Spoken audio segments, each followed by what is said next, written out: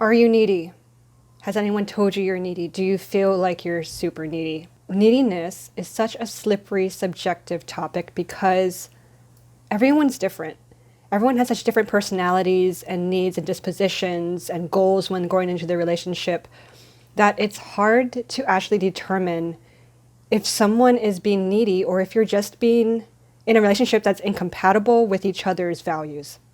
So for example, you want this really close-knit family feeling in your relationship, but then the person you're with has all these big entrepreneurial goals or something like that.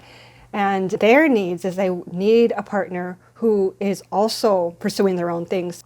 Or for example, if you're with somebody who's super extroverted and they always need friends around, they always need to be like talking to somebody or doing something else, and you're introverted and you thrive in times of one-on-one quality time, even though you might be compatible in many different ways.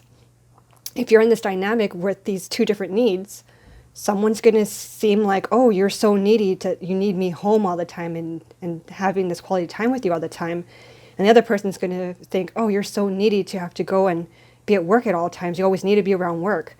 And so the needs are incompatible in that situation. In cases like both of these, it comes down to communication and compromise. Are you willing to compromise somehow? Both parties, right? It is more of a communication and compromise problem than it is a neediness problem, because you can't say that one person's needs are wrong and one is right. In these kinds of situations where it's just the person being themselves and having their own totally harmless, self-respecting wants and needs in their life.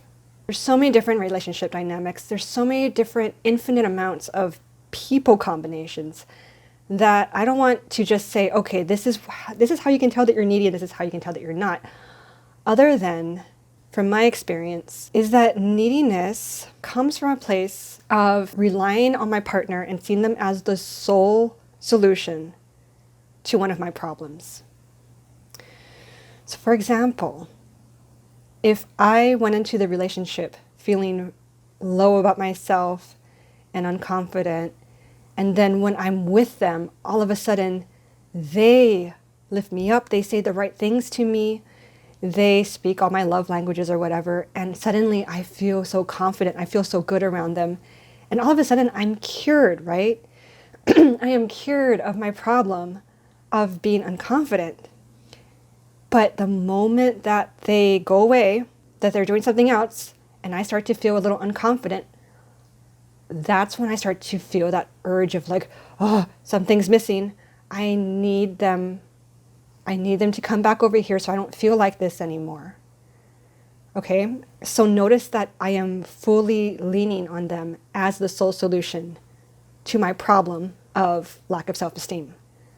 Or for another example, and this is something that came from my own life early on, is if my problem was that I was lonely, I didn't really have much going on in my life, and then I meet this person and they've got stuff going on, and all of a sudden when I'm around them, there's so much fun stuff going on. I feel like I have a life. I feel like I'm somebody special. I feel like I am a part of this bigger thing. But then the moment that they're off doing something with somebody else, all of a sudden I'm just like, where are they? How come they're not talking to me? I need them to talk to me. I just feel like maybe I'm not good enough or something. So again, it's totally relying completely on somebody else to give you this thing that you feel like you cannot get from yourself. So when you're being needy, it is when you're leaning so heavily on your relationship to prop you up and keep you upright, that the moment that that crutch slips out from underneath you for a second, all of a sudden you lose balance and you feel like you can't get up again. That's one of the best analogies I can think of to explain it. Yes, we do all have needs. We do have needs that need to be met in relationships that can be compromised. Of course, it is such a delicate and personalized balance of things when it comes to our needs. But what I'm talking about is when we give full dependence on somebody else and not work on it ourselves. There are some needs that are more important to the relationship than others, right? We all have things that are non-negotiable or should be non-negotiable in our relationships. If I have a need to have monogamous, secure partner in my life, if that's my need and they're not doing that, and that's my non-negotiable, then of course there's something there that says, well, this isn't going to work. And we need to have these needs in order to get the kind of life that we want, in order to have quality relationships, in order to find someone who's compatible to us. The problem comes when we are not being responsible for propping ourselves up a little bit too, instead of having this crutch that you lean on all the time. If you do feel needy, if you feel like your neediness is making you a little nuts, like you're just a little too dependent on somebody, it stems from your relationship with yourself. And if you do have a weak relationship with you, then of course you're going to want and need this strong, overbearing, perhaps, relationship with this other person. And so it's not that you have an innate personality fault. It's not that there's something wrong with you. It just means that you need to work on your own relationship with you. And your own relationship with you is having a healthy identity and liking who you are and paying close attention to who you are and living your life with you in the primary seat of the table and having that in a healthy, balanced way. Putting yourself first in a balanced way, paying attention to yourself, all that stuff. When you work on that, the neediness problem will start to dissipate. The fact that you are here and watching this means that you are already working on it and you are actually making progress towards fixing the problem in a real way versus just putting a Band-Aid on it. And so when I first started, and I was really, really deep in this needy place, it took me a while to admit that I had a little bit of a warped idea of a relationship. And the thing is, nobody teaches us this, but we listen to all these songs about how somebody completes us and how I can't live without you and all this stuff. And so we think that that's the way it's supposed to feel when we're with somebody, and we think that they are supposed to actually provide for us and make us feel these glorious romantic ballad ways that we hear on the radio all the time. But that's not real life. Those are just songs that they want you to play at your wedding and at proms and stuff like that. The thing is, real life is different. It's complicated. It's complex. And we know what it's like to feel crazy when somebody else isn't being our all and everything, and we know that that doesn't feel good.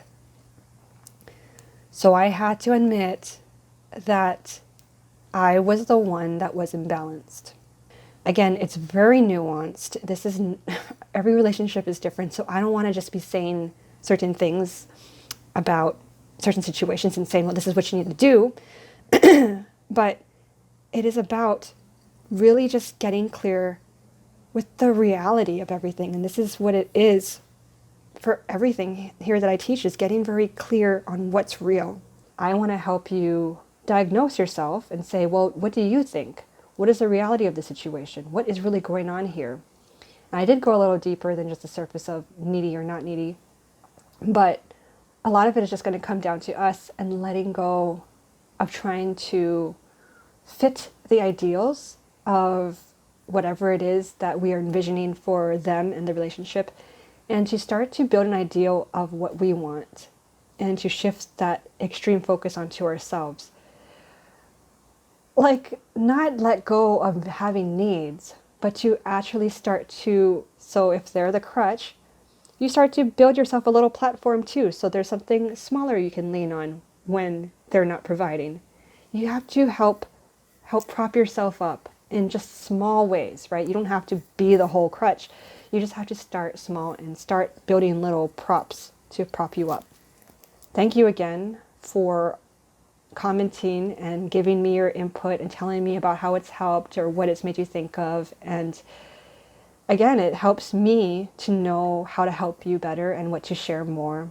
And I'm so thankful that I've started to build this community of all of us. And I'm out there with you too, and it really feels good to me to be able to do this because I always tell people this, that when I was deep in it, I felt so alone. I felt like I was the only person in the world who had this problem. And so it is very cathartic, and it means so much to me to be able to help people like you who are going through the exact same thing. And to me, I am just so into just knowing that once you start to pull yourself out and to enjoy your own identity and to uphold yourself, it is going to feel so much better, and you can do it. And it means so much to me. And so thank you for sharing all your feedback and all your questions. Keep them coming. I appreciate them. And thank you for watching.